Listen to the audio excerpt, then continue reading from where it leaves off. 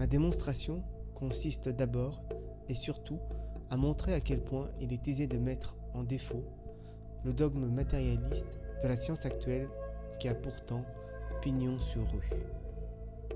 Et le contre-exemple que j'utilise tient en une petite phrase triviale: une personne ne peut avoir mal qu'à son corps.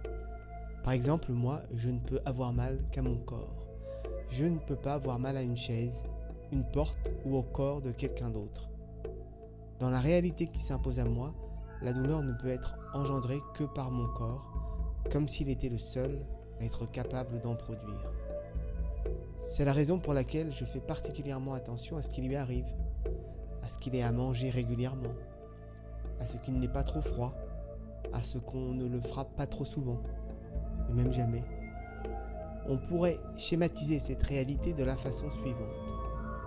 Dans ce dessin, où la douleur est représentée par la couleur rouge, s'il n'y a qu'un seul corps qui est en rouge, c'est justement pour signifier le fait que je ne peux avoir mal qu'à un seul corps, le mien. Mais alors pourquoi ? Pourquoi celui-là serait-il la seule entité de tout l'univers à pouvoir engendrer de la douleur ? Qu'est-ce qui le rend pour moi si exceptionnel, si précieux ? Est-ce une caractéristique biologique ? Non, puisque sur ce plan-là, il est tout à fait quelconque, banal. Cette question toute simple, pourquoi celui-là, n'a en fait aucune sorte d'explication matérielle ou biologique. Il n'y aurait donc aucune explication ?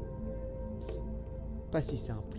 En fait, ce que l'on peut d'emblée affirmer, c'est que le dogme matérialiste, selon lequel tout doit pouvoir s'expliquer matériellement ou biologiquement, est trivialement faux, grossièrement faux.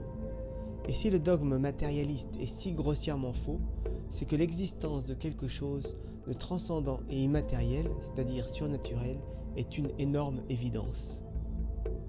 Vous voyez donc que la première partie de ma démonstration est en fait ultra simple. Et pourtant, c'est celle qui va poser le plus de problèmes. Non pas qu'elle soit difficile à comprendre, mais dans un monde dominé par le dogme de la toute-puissance de la matière ou de la biologie, elle est très difficile à faire accepter, malgré son incroyable simplicité. Parce que le dévoilement de Dieu passera par une publication scientifique, aidez-moi à faire connaître la dernière vérité fondamentale encore ignorée par la science.